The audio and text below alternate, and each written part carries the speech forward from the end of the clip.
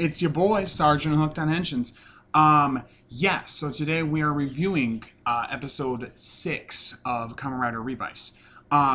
So one quick thing I want to mention from the last review, I forgot to talk about this, is that it showed an episode that Icky finally revealed Vice, that he's working with him. You know, that he's working with Vice as the demon. He showed his sister and Boo, the one guy that always knows information about people, and then every time they ask him what he does, he like almost reveals it and then never says what his profession is. And his whole family pretty much know that he works with Vice now. So I think that's kind of cool that we finally have that out in the open. I was hoping that wasn't gonna last the whole series, you know, it would have been kind of irritating. But anyway, so that's out in the open. This episode was fantastic. Fantastic in every sense of the word. Oh my goodness. It was just really, really great. What I've liked that Revice is doing so far right now, sorry, I'm trying to figure some things out. 1 second here. Is Revice has been doing a really good job of, I mentioned this on Twitter, and it's been getting a crazy amount of retweets and likes and stuff, is that Revice has been doing a really good job of getting back to the basics of Kamen Rider and why someone is a Kamen Rider. Like, yes, it is important to uphold truth and justice and blah, blah, blah, but human lives are what's important. Keeping humanity safe, keeping people safe. And I really like, we've gotten some really good scenes with Icky doing, talking about that kind of a subject. And this one we get some good stuff too. We finally get some more focus on Kadota. He, of course, if you don't remember, is from episode 1, and he was the one general in Phoenix that used the T-Rex stamp and ended up bringing out a demon, and everything went awry, and then he got demoted. And so he's kind of been here and there in a few episodes, trying to help here and there, kind of, but he got demoted, so they kind of treat him like shit. And he has a really big part of this episode. The main plot of this one has to do with like this, the monster, the dead man monster is a cheetah dead man, and it's already at level 2, so it's already like the the different mutated form of it or whatever. It's like the person and the monster are one kind of a thing. And I think it ends up being that one high school student's dad. I'm pretty sure. I was more focused on the rest of the episode. The monster of the week, person of the week thing wasn't as like big in my brain, I guess you could say.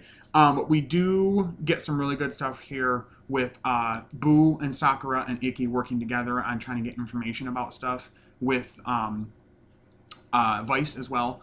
And some really good back and forth there. Like, I think near the end of their conversation, Vice asked, now, Boo, please tell us, what is it that you do? We'd love to know. And he's like, what is it that I do? I can't tell you. And they're like, oh, they do like the anime drop thing. I thought that was kind of funny. I'm really enjoying seeing the interaction between all of them. I don't know if Boo's going to stay around the entire time on the show or what, but I do like the interaction between him and Sakura and Icky and the rest of the family and Vice now as well. We also get some scenes interspersed throughout showing Daiji and how when his demon takes control, Kaigura, whatever it's called, he goes to sleep, basically. Or in general, it takes control of his body entirely, and then when he comes out of it, he's basically unconscious. Case in point, Kadota finds him and sees him unconscious and is like, what's going on? Why are you dressed like that? And he's like, oh, I don't know. Why am I dressed like this? And he like runs away, like scared out of his mind, clearly not being in control. And Kadota gives these suspicions to the commander of Phoenix and to George, letting him know, I don't know what's going on with Daiji, but I think we need to keep some tabs on him. I don't know if he's evil, if he's Kamen Rider evil, but it's possible, so I'd like to keep some tabs. They're like, yeah, go ahead, keep watching him.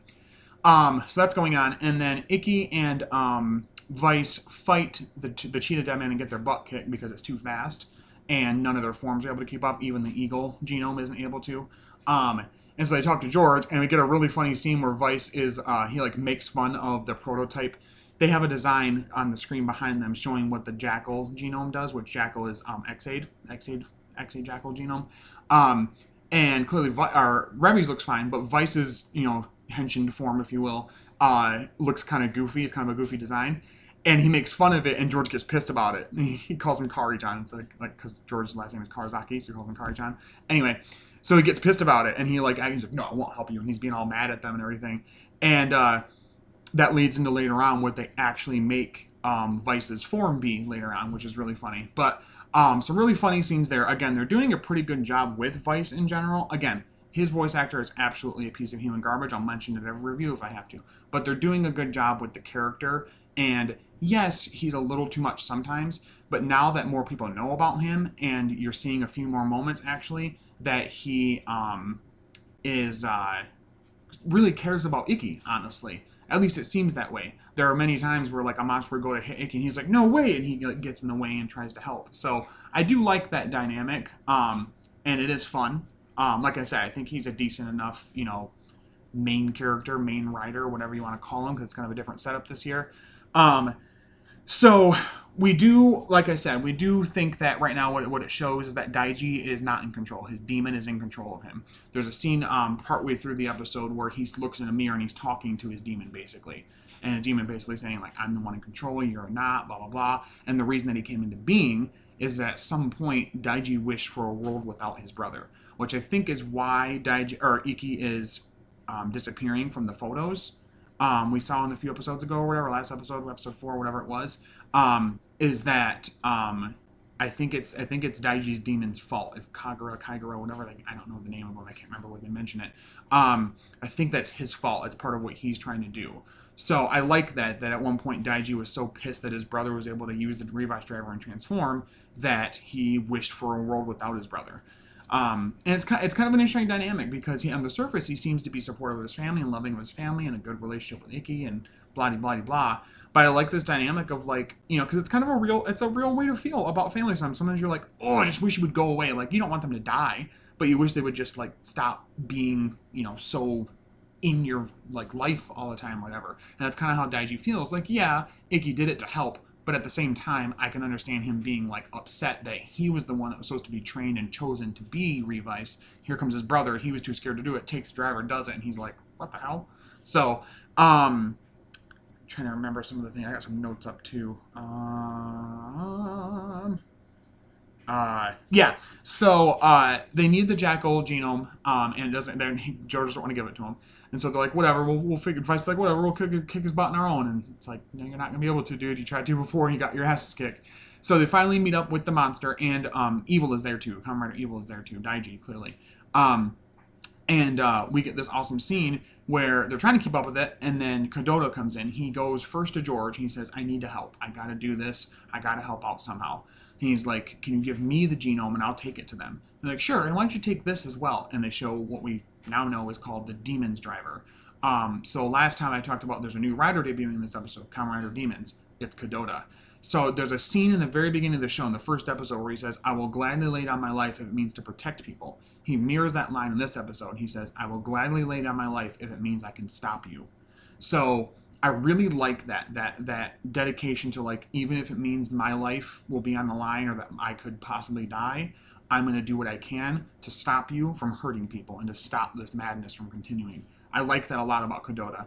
I do get the feeling that perhaps Kadota was supposed to be like written off in the first episode, but people liked him enough in that first episode that they like continued him, as a character.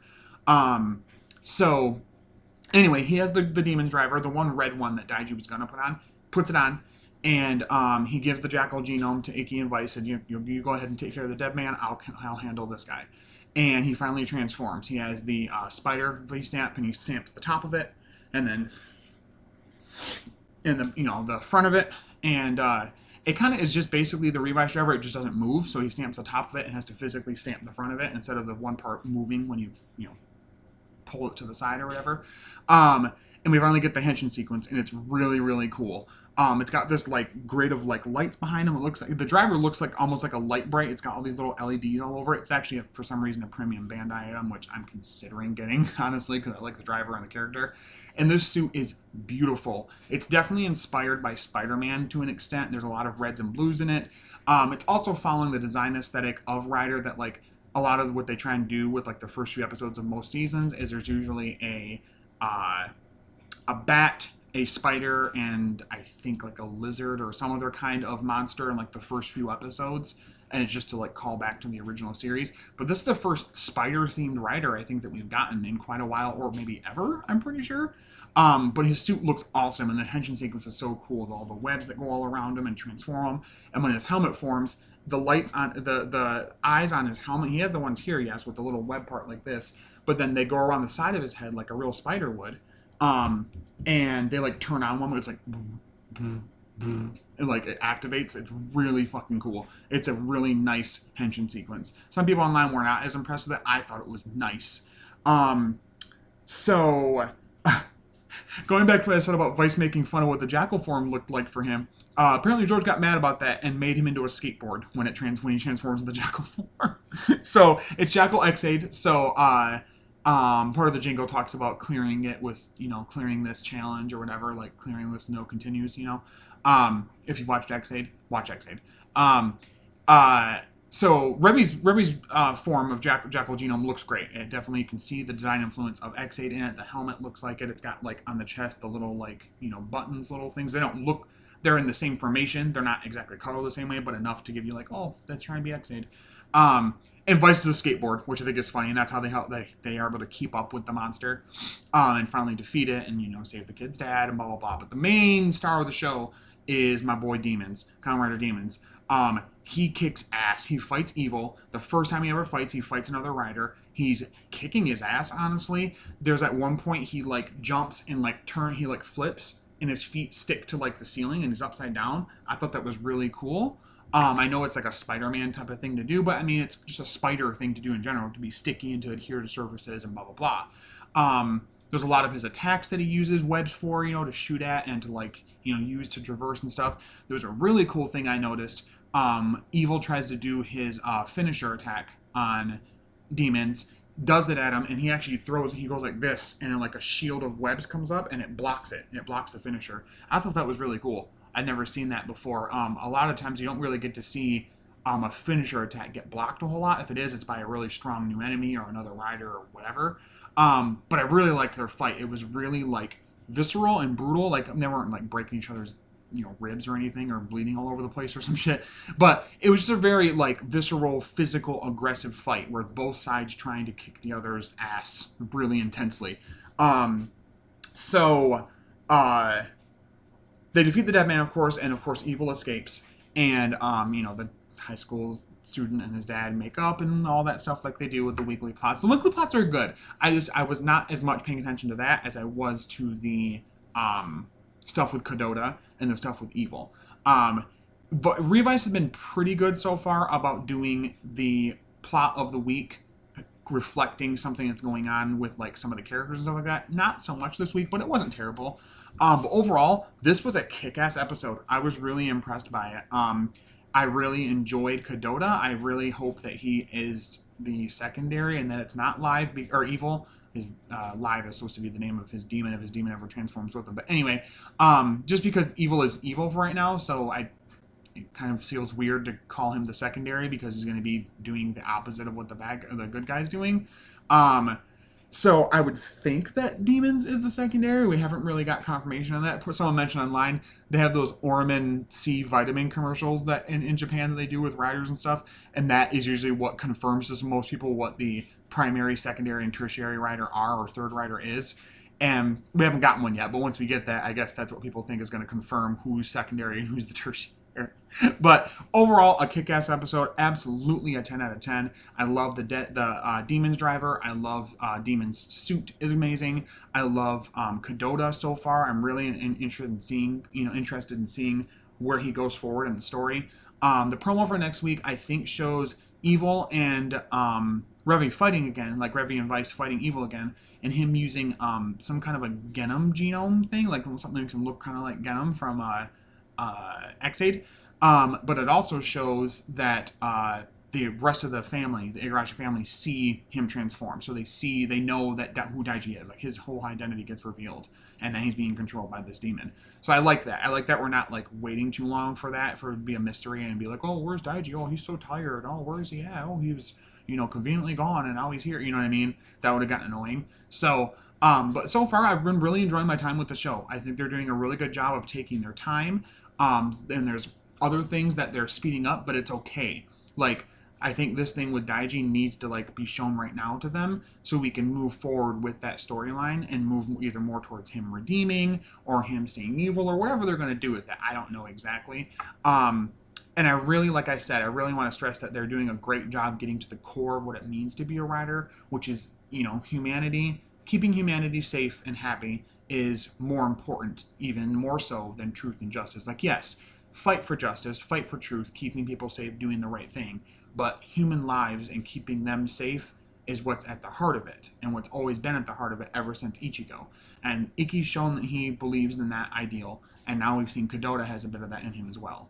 I'm hoping that the driver isn't going to have some kind of effect on him where it hurts him in some way or it's killing him, and it's going to be like a multiple user driver, like Sakura is going to use it at some point, and Ikki's mom and Ikki's dad or whatever. I'm hoping it's just Kadota and it's his driver, and we'll see going forward how it works, what it does, and what forms he gets. But anyway, like I said, 10 out of 10. Thank you guys so much for watching the review. Thank you so much for subscribing, watching, liking, disliking, commenting, sharing the video. All of that means so much to me. Thank you guys so much.